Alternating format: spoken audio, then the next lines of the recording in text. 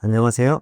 바르다 성형외과 이은상 원장입니다. 이번에도 하안검 수술 관련해서 사례를 통해서 설명드리는 시간을 갖도록 하겠습니다. 지금 보시는 사례는 눈밑 꺼짐이 있고 아래 커플에 이 지금 애교살 부분이 뭔가 이 바깥쪽 위주로 처져 있는 듯한 모습을 볼 수가 있죠. 이와 같이 지금 꺼짐이 있어서 뭔가 그늘이 있고, 그래서 이 부분에 대해 중점적으로 개선하고자 하였고, 근데 이제 참고할 사항이 이분 같은 경우에는 하안검 재수술이에요. 한 대략 10년 전에 타병원에서 눈밑 지방 재배치를 했다고는 하는데, 제가 수술할 때 보다 보니 지방이 거의 없더라고요. 그래서 아마도 눈밑 지방 제거를 했을 것으로 추정이 되고, 지금 보면 수술 전에 찍었던 이 사진을 보시면 이쪽 왼쪽에 애교살 쪽이 너무 다소 큰 모습을 보이고 있죠. 그 양쪽에 비대칭이 좀 있어요. 저 같은 경우 하안검 수술이나 이런 눈밑 수술을 할 때에는 지금 이 사진처럼 좀 웃거나 미소 짓는 사진을 꼭 찍고 수술을 진행합니다. 왜냐하면 그래야지 이 본인이 가지고 있는 이 애교살의 사이즈가 정확히 나오거든요. 이와 같이 왼쪽 부분에 애교살이 너무 큰 모습을 보이고 있고요. 그래서 수술을 할 때 이 부분을 교정을 하는데,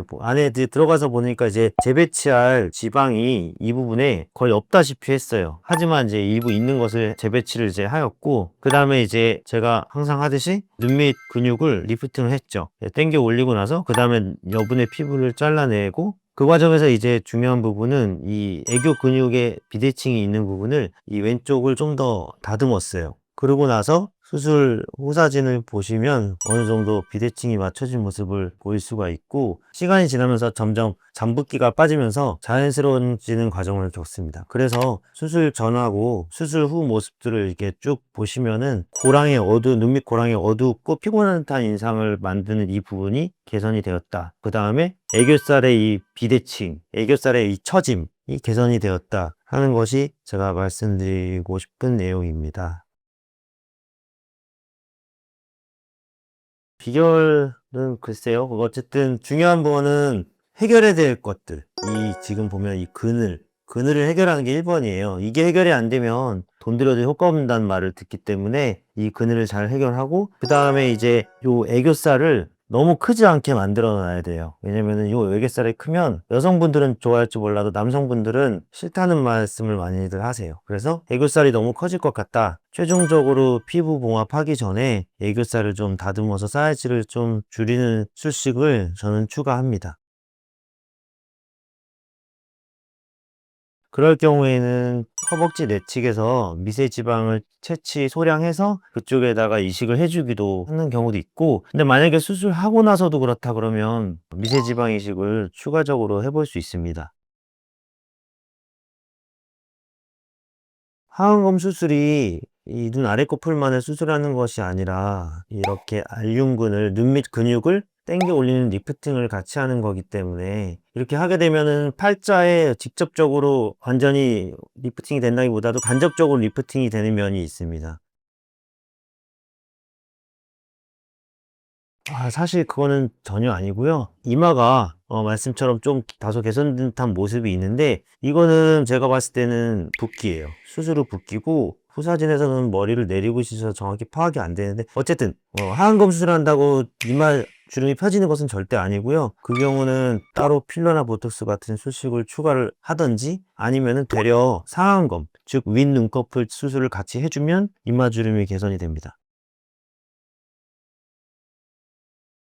남성분들이 여성분들에 비해 피부가 두껍고, 또 한 가지는 혈압이 높은 경향도 있어요. 왜냐면 체중도 많이 나가고 하니까. 그렇게 될 경우에는 이제 수술 후 회복 과정이 긴데, 왜냐면은 수술 중에 피가 더 날 가능성이 있고, 하지만 시간적으로 길다 이것이지 회복이 안 된다 이거는 아닙니다.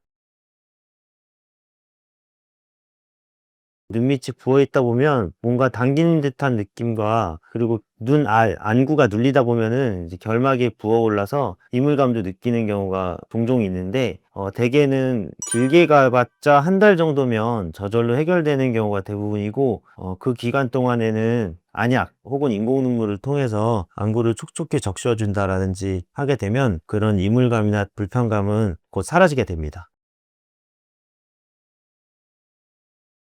보통 저희 병원에서 안내하기로는 4주 정도로 안내를 하고 있는데 환자분들이 씹밥봅니다 저한테 여쭤보면 저는 그냥 한 1, 2주일만 조심하세요 하고 적당히 가벼운 운동을 하라고 하는 편입니다. 1-2주 얘기하고요. 다만 평소 생활 습관을 이렇게 리프팅해서 당겨 올리기 때문에 막 얼굴 눈 주변에 세게 문지르고 비비지는 마세요라고 설명을 드려요. 왜냐면 결국 리프팅해 놓은 것을 비비고 문지르면 다시금 그 고정이 헐거워지고 피부도 다시 늘어지고 처져서 다시 밑으로 내려갈 거 아니에요. 그래서 그렇게 눈 비비는 습관만 하지 마시고 다 뭐 세안이 됐든 면도가 됐든 일상생활은 평소처럼 하라고 말씀을 드립니다.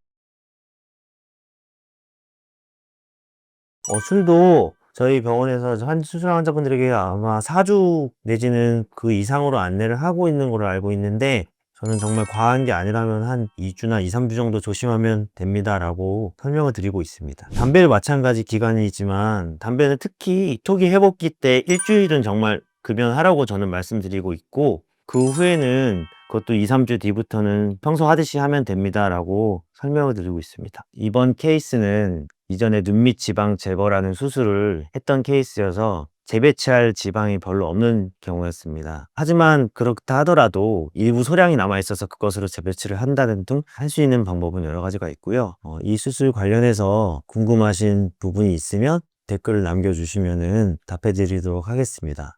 시청해 주셔서 감사합니다.